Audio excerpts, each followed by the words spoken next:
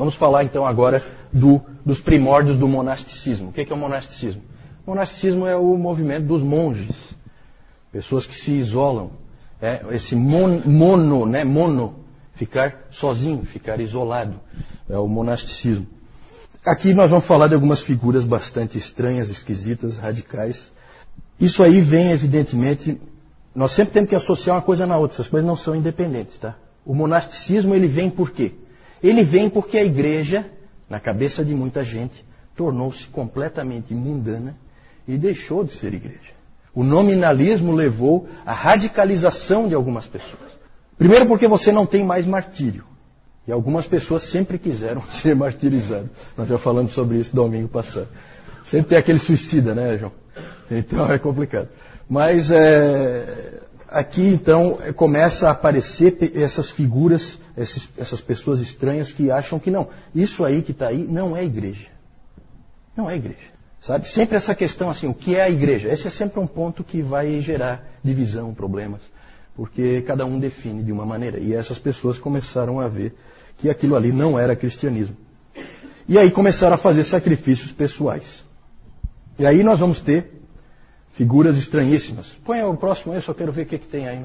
A pergunta da Rebeca é o que são primórdios. Primórdios é o início. O início. Né? É os primeiros traços ali de monasticismo. Nós vamos falar de umas figuras estranhas, como por exemplo, Simeão o Estilita. Já ouviram falar de Simeão o Estilita? Esse é uma figuraça. É um monge lá acho que é na Síria, no deserto da Síria. Ele resolveu que ele ia viver a vida dele inteira em cima de uma coluna. Então ele ficou em cima daquela coluna, lá as pessoas vinham aprender com ele. E ele morava ali, em cima da coluna. Vocês sabem o que é um estilita? Não confundam com estilista, que estilista é outra coisa. Tá? Um estilita pode olhar no Aurélio, lá na sua casa. Um estilita é uma pessoa que fica em cima de uma coluna. É isso aí. Interessante, né? Simeão o Estilita, acho que ficou bem encaixado, né? Ele é santo tanto na igreja romana como na ortodoxa. O dia dele, o dia do santo, é o dia 5 de janeiro. Simeão o Estilita. Figuraça. Pode passar aí. Já no século III, começa esse movimento dessas pessoas estranhas indo para o deserto, indo para as colunas, né? Coisas esquisitas acontecendo. Mas no século IV e no século V isso aumenta muito mais. O mais famoso desses monges aí do deserto foi Antônio, ou mais conhecido também como Antão, Santo Antão. Mas Antônio é um nome correto também, pode-se usar qualquer uma das formas. Né? Não é aquele Santo Antônio de Pádua ou Santo Antônio de Lisboa, que esse é do século XII, não tem nada a ver, tá? Esse aí é outro, é o Antônio o Eremita, ou Antônio o Grande. No ano 270, terceiro século, portanto, ele tinha 20 anos e ele ficou profundamente impressionado com o texto de Marcos 10. Qual texto? Texto clássico do monasticismo. E Jesus, fitando-o, o amou e disse: só uma coisa te falta. Vai, vende tudo o que tens, dá aos pobres e terás um tesouro no céu. Então vem e segue. Esse é o texto monástico por excelência. Certo? Problema de interpretação, né? Na verdade, eles acham que aquilo ali vale para todos os cristãos. E ele então fez isso. Ele era um indivíduo de posses, ele vendeu tudo que ele tinha e foi para o deserto. E o resto da sua longa vida, ele viveu mais de 100 anos, ele viveu no deserto, completamente isolado de tudo e todos. As pessoas, esses pais do deserto, como eram chamados, eles sempre eram procurados pelas pessoas. Porque eles eram extremamente sábios. Eles refletiam o tempo inteiro, eles oravam o tempo inteiro, eles liam o tempo inteiro. Então eles eram indivíduos respeitados por todos. E aí começou aquela ideia, aquele ali é um cristão de verdade. Sabe, e percebem como isso aí começa a criar percepções, certo? Que vai influenciar depois a história da igreja. Por isso que esse é primórdios do monasticismo. Porque nós não podemos aqui, nessa época, quarto, quinto século, dizer que não, o monasticismo é aqui. Não é. Isso vai longe. Aí tem frases de Antônio, né? Antônio disse, por exemplo, Aquele que se assenta em solidão e quietude escapou de 3 guerras: ouvir, falar e ver. Entretanto, contra uma coisa ele continua lutando: o seu próprio coração. Porque ele continuava com as mesmas tentações, apesar de estar distante. Então, ouvir, ver e falar, essas tentações ele não tinha. Mas ele continuava tendo tentações que vinham de dentro do coração dele. Com o tempo, se identificou os 8 demônios inimigos da vida monástica. Demônios é uma maneira de dizer, né? Glutonaria, pensamentos sexuais, amor ao dinheiro, tristeza, ira, preguiça, vanglória e arrogância. Mais tarde isso aí foi adaptado e passou a ser os chamados 7 pecados capitais. Por que capitais, hein? O que significa capital? Principais? Não, mortais. Mortais. Né? Os 7 pecados capitais. Até hoje tem essa crença aí, né, em toda a estrutura do catolicismo romano, de que você tem os pecados veniais e os pecados mortais. Veniais são pecadinhos, assim, para eles, né? Que não são mortais. Estranho. Isso aí não tem base bíblica nenhuma. Tá? Cada um crê como quer. Interessante, gente, que nesse tempo, com os pais do deserto, e o Antônio foi o principal deles, mas houve muitos outros, com os pais do deserto no Egito, chegou a haver fenômenos interessantes, como o fato das crianças brincarem, em vez de mocinho e bandido, sabe aquela brincadeira de mocinho e bandido? Eles brincavam de monges e demônios. Então, um garoto se vestia lá de monge, os outros ficavam lá espizinhando o garoto, tá? Né? E eles eram os demônios. Isso aí ficou uma coisa forte ali naquela cultura. Começaram a aparecer histórias extravagantes de todo tipo a respeito desses pais do deserto. Uma história interessante é a história de que uma vez que daí as pessoas lá, os cristãos do mundo, vamos chamar assim, eles iam para o deserto encontrar esses caras, né? Eram sábios e tal. E aí, uma vez um desses foi no alto de uma montanha, que tinha um que estava lá no alto da montanha. E subiu aquela montanha e era difícil e tal, e encontrou com ele. E aí o eremita lá perguntou para ele: como é que estão as coisas lá embaixo no mundo? As pessoas têm fé suficiente para dizer a este monte: ergue-te e lança-te no mar? Ele perguntou para o carinha que vinha lá de baixo. Nessa hora em que ele disse isso, o monte começou a se mexer e houve um terremoto e o monte começou a subir. E aí diz que esse pai do deserto teve que dizer então: calma, montanha, eu não estava falando com você, eu só estava citando o texto bíblico. Volta para o teu lugar. Então começaram a surgir esse tipo de história, e esse tipo de história no imaginário popular ia fortalecendo a crença de que esses homens eram homens especiais, né, muito acima de qualquer mortal comum, né? E, então tinha muitas histórias assim, muitas. Depois houve um desenvolvimento do monasticismo, pode passar aí, com esse sujeito aqui que vai aparecer, o Pacômio. Esse Pacômio criou um tipo de monasticismo diferente, que é meio contraditório, porque ele criou o monasticismo cenobita. O monasticismo cenobita é o monasticismo de pequenos grupos, também conhecido como monasticismo da vida comum. Então, pequenos grupos de monges vão para o deserto, mas agora não é eremita, não é sozinho. E o Basílio de Cesareia, que nós vamos falar mais para frente, que era um dos pais capadócios, ele apoiou muito esse modelo de monasticismo cenobita, de pequenos grupos de monges. Porque ele dizia o seguinte: não adianta você ser humilde e não ter com quem exercer essa humildade. Jesus, quando lavou os pés, precisava lavar os pés de alguém, não adiantava lavar o seu. Então o Basílio argumentava que o monasticismo tinha que ser desse modelo e não do modelo do Antônio. E realmente foi esse modelo que acabou prevalecendo. Eu só queria fazer a observação também de que não eram só homens que se tornavam monges, tá? Mulheres também se tornavam monges. A irmã de Antônio também se tornou, é o que nós chamamos de freira, né? Ela também se tornou, a irmã de Antônio tornou-se freira, e a irmã de Basílio e do Gregório de Nissa, a Macrina, também se tornou freira, se isolou do mundo para viver uma vida de contemplação, que era o ideal monástico. No Oriente, e aí já começa assim a ser um pouco diferente, aquela pergunta da Jussara, né? Já ficou um pouco diferente. As coisas no Oriente e no Ocidente sempre são um pouquinho diferentes. O monasticismo no Oriente sempre era mais radical. Quanto mais para o Oriente você ia, mais maluco você encontrava. Né? Gente do tipo do Simeão Estilita. Né? Era gente acorrentada em pedra. Todo tipo de doido. Gente que se flagelava. Então esses doidos tinha por todo canto, especialmente no Oriente. No Ocidente não era tão comum. O estranho nisso tudo é que esses monges os monges do Oriente tinham um espírito missionário muito forte. Muitas vezes o padrão do Oriente era um padrão interessante. O indivíduo ele se tornava um monge, mas diferente do monge do Ocidente, ele acabava voltando.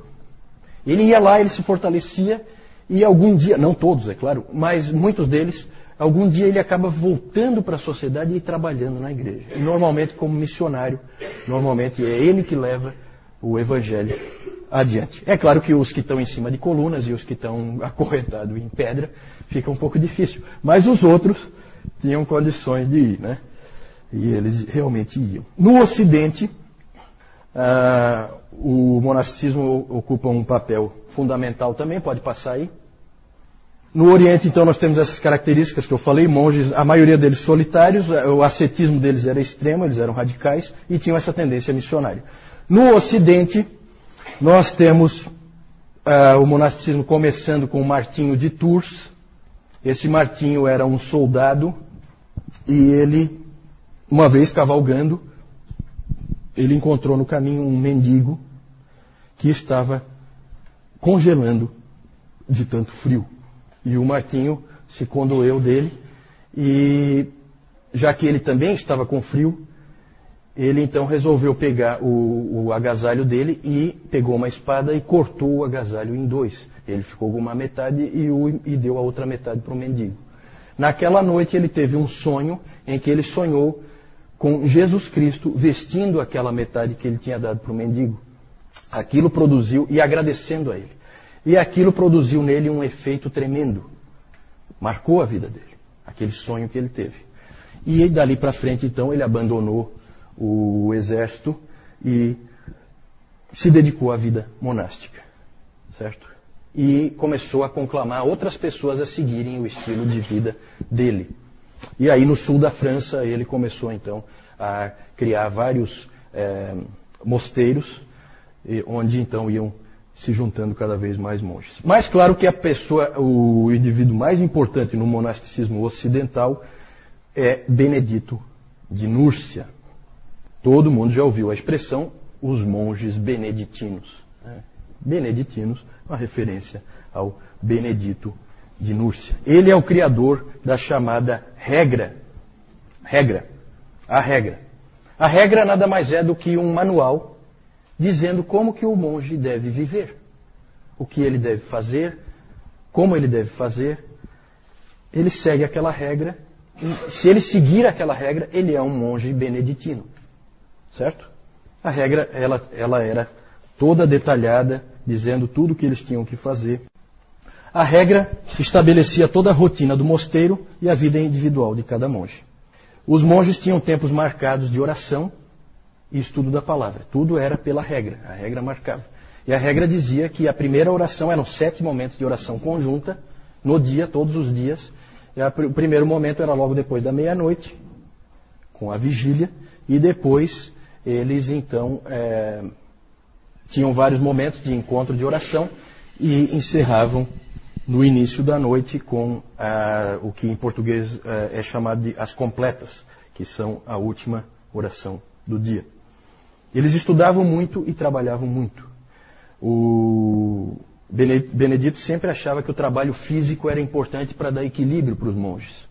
Então eles tinham que orar, eles tinham que estudar e eles tinham que trabalhar. Certo? Então todos esses monges trabalhavam fisicamente também. A escala de trabalho era sempre dada naqueles momentos de oração. O que cada um vai fazer? O abade, né, do mosteiro diz o que cada um vai fazer nos próximos dias. E isso era feito propositalmente para dar a ideia de que aquilo ali não é um trabalho secular, que aquilo ali também é para Deus que eles estão fazendo. Então eles tinham essa visão. O que é que nós podemos dizer? Pode passar aí. O que dizer do monasticismo? Uma avaliação do monasticismo. O que é que nós podemos dizer? Há aspectos, como em quase tudo na história da igreja, há aspectos bons e aspectos ruins. Claro que é difícil você dizer que é ruim um cristão dedicado à oração. E eles oravam muito. Eles provavelmente oravam em um mês muito mais do que nós vamos orar na vida inteira. No Egito se dizia que as orações dos monges é que mantinham o mundo de pé. Então eram homens de oração. Isso é uma coisa que a gente nunca vai poder dizer que é errada. Eram também centros de conhecimento, os mosteiros. Eles eram os responsáveis por manter o conhecimento. Acabou sendo assim. Eles então eles é que faziam as cópias das obras, levavam o conhecimento para frente, eles é que detinham até o conhecimento. Eles é que acabaram sendo os professores. As primeiras universidades, os professores todos são monges, porque eles é que conhecem. As outras pessoas não conhecem, né? Então eles acabaram ganhando assim, por causa do muito estudo, da muita oração, da muita disciplina e do muito trabalho, eles acabaram ganhando uma estatura intelectual, de capacidade e tal, e na interação de uns com os outros, e que fez com que eles se destacassem também nessa área do conhecimento. Há um dizer em latim que dizia que os beneditinos sempre vinham com uma cruz, um livro e um arado. É a ideia, né? Eles, na verdade, eles sempre vinham com a pregação da cruz, eles ensinavam a Bíblia, que é o livro, e eles lavravam as terras. Todo o conhecimento de agricultura foram eles que desenvolveram, porque eles detinham esse conhecimento, era passado de um para outro. Então eles, na verdade, ajudavam aqueles povos lá com técnicas de agricultura e eles metiam a mão na massa, realmente. Tem outros aspectos interessantes deles, né? Eles têm assim algumas coisas que chamam a atenção. Tem uma frase da regra que diz o seguinte, que qualquer hóspede que venha ao mosteiro será recebido como se fosse o próprio Cristo. Então muitos viajantes no passado usufruíram da hospitalidade desses homens, que eram normalmente, não sempre, mas costumavam ser respeitados até pelos inimigos, porque por causa daquele medo, né, de você mexer com coisas sagradas e tal. Alguns não respeitavam, mas muitos respeitavam. Então, às vezes, era um local de refúgio você ir para um mosteiro desse. Lá você era recebido, você era bem tratado, porque a regra dizia que você tem que ser recebido como se fosse Cristo. Então, são aspectos interessantes que o Benedito colocou ali e que chamam a atenção. Outro aspecto também, e que a gente precisa louvá-los, é que os monges eram os missionários. Aqueles países bárbaros em volta do Império Romano foram todos eles conquistados por monges. Os monges iam e sacrificavam tudo, arriscavam tudo para levar o Evangelho para aqueles outros povos. Então isso também é uma coisa que a gente não pode negar. Um outro aspecto que é bom e mal ao mesmo tempo é a separação do mundo. Por um lado, eles serviram para mostrar que cristianismo não é o Império Romano. Não é a mesma coisa. Cristianismo tem que haver santidade, tem que haver pureza, como era no princípio. Não é se tornar um total mundano e achar que é um cristão, porque o nominalismo estava ali. Então eles serviram como um lembrete. Só que ao mesmo tempo essa separação do mundo fez com que eles perdessem o contato com as coisas do mundo. E eles pararam de ter relevância e de poder ajudar uma pessoa do mundo nas lutas que uma pessoa do mundo sofre como cristão. Porque eles não viviam aquilo, eles estavam isolados. Então isso é um aspecto, ao mesmo tempo, por um lado bom, por outro lado, muito ruim. Muito ruim. Mas o maior problema do monasticismo, o mais grave talvez, é que ele criou o cristianismo de 2 níveis. Esse é péssimo. Você, inclusive, começou a haver o uso do termo, aquele indivíduo é um religioso. Religioso não é eu e você. Religioso é o monge, é o padre. Nós não somos religiosos, nós somos do mundo. Né? Então você tem um cristão de primeira classe e um cristão de segunda classe. Isso é muito ruim. Isso aí os reformadores lutaram com unhas e dentes contra isso aí. Inclusive o Lutero, que era um monge. Né? Então É interessante esse aspecto. Cristianismo 2 níveis, péssimo. Outro problema. Esse modelo monástico pode facilmente degenerar para um modelo de salvação pelas obras. O Benedito, ele tentou resguardar isso aí. Ele chega e escreve que não, que o nosso ganho em santidade, ele vem pela graça. Nós vamos nos tornando mais disciplinados e mais santos pela graça. Mas, como alguém já disse, onde está a tua ênfase, onde estiver a tua ênfase, ali estará a tua teologia. Então não adianta, você enfatiza muito aquele aspecto, é ali que a tua teologia está. Certo? E aí acabava caindo sim num modelo de salvação pelas obras. Agostinho mais tarde iria colocar a graça no centro. E adivinha de quem houve a maior resistência ao ensino de Agostinho de que a graça está no centro? De onde vinha a maior resistência? O que vocês acham? De dentro dos monastérios, mosteiros. Claro. Por quê? Porque se é tudo pela graça, o que nós estamos fazendo aqui?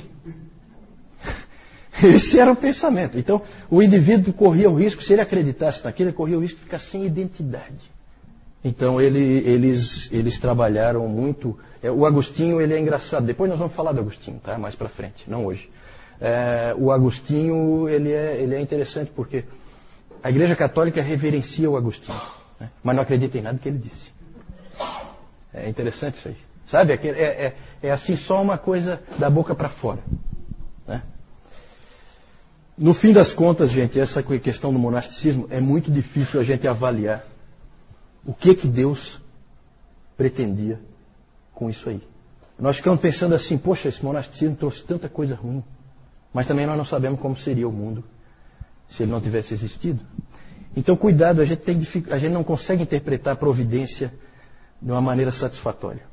É sempre difícil, certo? Será que você deixar o Eusébio ficar dizendo que Constantino é o representante de Deus na Terra e não haver nenhum contraponto a isso, vocês acham que isso aí acaba bem?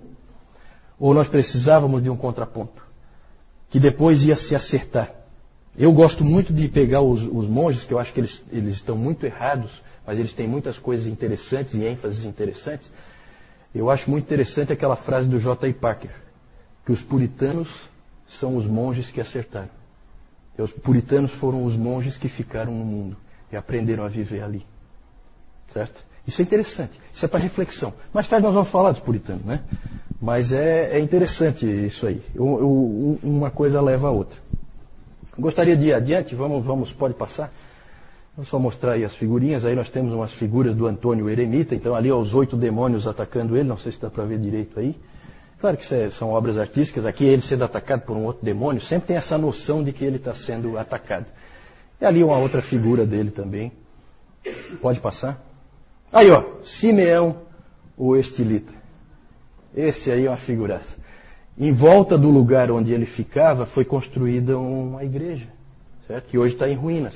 Aqui onde agora tem uma pedra, era a coluna dele. Só tem a base. A coluna já caiu, né? A coluna é uma coisa que acaba caindo com terremotos, com coisas assim. Colocaram uma pedra ali e a igreja foi construída em volta. Tal a reverência que se tinha pelo Simeão o Estilita. Aqui, não sei se dá para ver, tem as pessoas que vieram ouvir os ensinamentos dele. Certo? Figura ímpar na história da igreja. Né? Vamos lá. Martinho de Tours ali, né? É uma obra de arte ali mostrando ele com o mendigo. Né? É bonita essa história dele. E o Benedito de Núrcia, a sede dele, até hoje, né? A sede dos monges beneditinos, o mosteiro que ele começou é Monte Cassino, que fica na Itália. Né? Essa é uma foto atual de Monte. A pergunta da dona Carlota é interessante. Esses monges, eles eram pessoas cristãos normais, vamos dizer assim, né? Pessoas leigas, ou eles eram do clero, né? Não é isso que a senhora quer dizer? Normalmente eram pessoas, na sua grande maioria, eram pessoas leigas. Os pais do deserto, geralmente pessoas com uma impressão como essa do Martinho de Tours. Martinho de Tours era um soldado. Ele não tem nada a ver com a igreja em termos de ser um oficial da igreja. Normalmente não eram oficiais da igreja nessa época, até porque havia ali uma reação à igreja como ela era. Então eram pessoas que não gostavam da cara que a igreja tinha agora. Certo? Depois, sim. Depois, o próprio Martinho de Tours, ele acabou sendo nomeado depois, então a coisa vai pelo caminho inverso. Ele acabou sendo nomeado bispo de Tours, mais tarde. Né? Mas primeiro ele se tornou monge. E aí depois ele acabou sendo nomeado bispo de Tours. Esse Benedito eu não... O Benedito, eu não sei bem a origem dele, tá? Eu vou ter que dar uma investigada para a senhora. Eu não sei bem a origem do Benedito. Ele é de uma época posterior. A regra é que nós estamos encaixando aqui porque é o início do monasticismo. Mas o Martinho de Tours veio antes. O Benedito é posterior. Ele escreveu a regra no ano 540. Isso já é século VI. Né? Então já é um pouquinho depois. Nós estamos avançando um pouquinho aí só para ficar dentro do mesmo